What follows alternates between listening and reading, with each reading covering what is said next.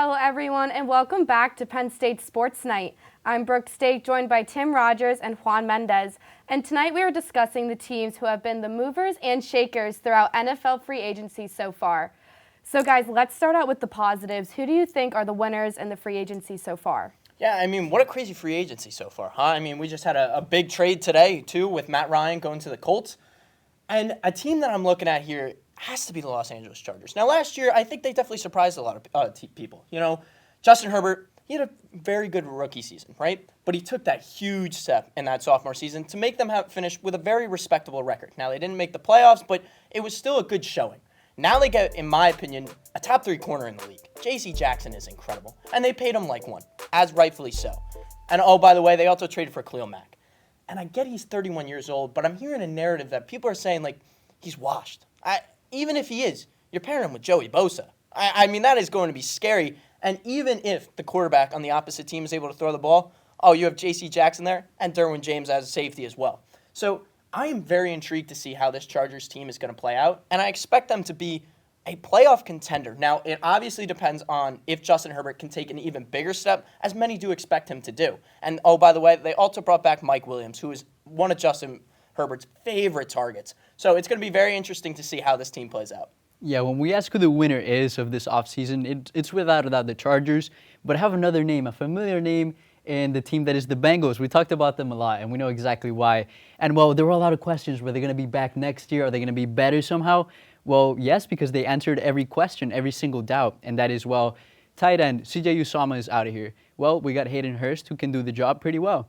Joe Burrow gets sacked the most out of every quarterback in the NFL. Well, what do we do then? We signed 3 elite linemen. None of them are over 30. They're young, they're studs, they're elite, and they're all there for at least 3 years in the Bengals. They signed Lyle Collins, Alex Kappa, Ted Karras. They signed everybody that they could, and they said, you know what, this unit's going to protect Burrow. That's what we're missing, and we're gonna prove that we could go the playoffs and have a run again. We could do this again. Burrow's gonna be more experienced. They have just a lot of talent in this team.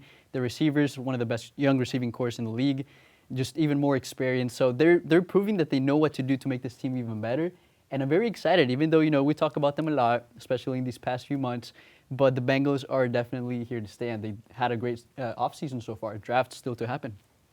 Yeah, I agree with both of your guys' points, especially with the Bengals, like Juan said, especially because we just saw them in Super Bowl 56. It's super exciting, all of their free agency. But looking at the opposite side, what do you think of what are some negatives in free agency that you've seen? Well, there's a lot of negatives in a lot of teams, but one team that it's not functioning, the culture there, the Miami Dolphins.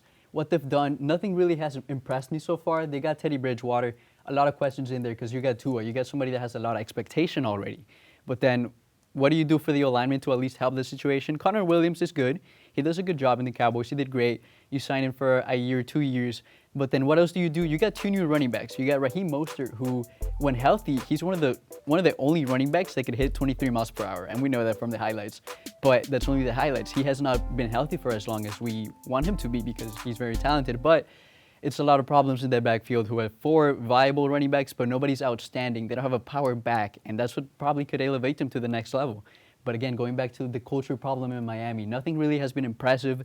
It doesn't feel like the energy is there as it used to be, and maybe it was sparked by just the absence of Brian Flores. So a lot of things are going wrong in Miami, but here and there, those pieces, maybe something will shift, but we'll see what happens in this season.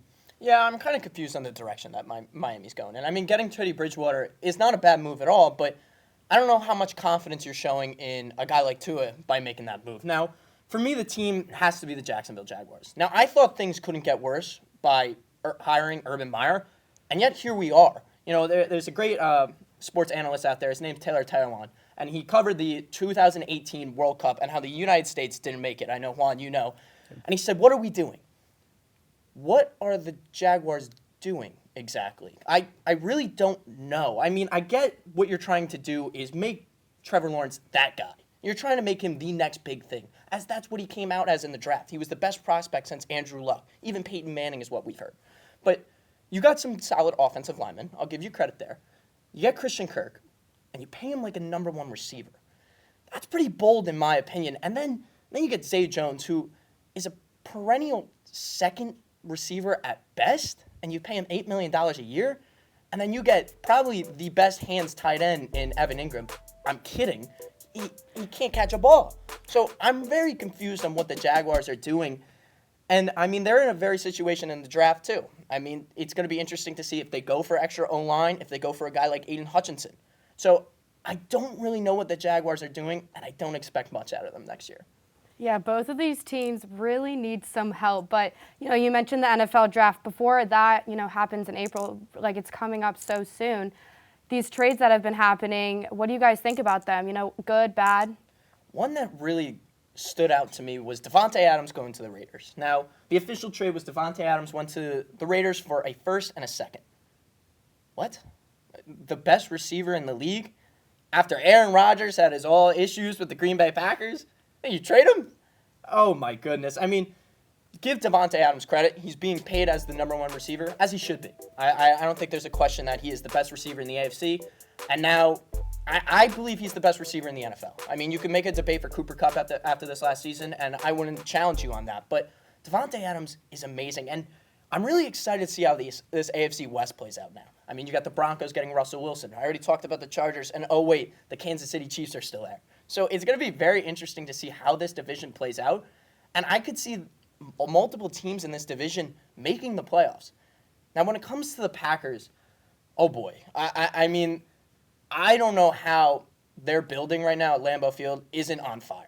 I don't know what the direction they're going in either, and I wouldn't be surprised if they don't win their division this year. I mean, the Minnesota Vikings, Kirk Cousins is nothing special, but Aaron Rodgers doesn't have a lot of weapons right now. Their defense, they lost some key pieces, so it's going to be very interesting to see how the Packers play out and if they can get back to that level that Aaron Rodgers expects to go.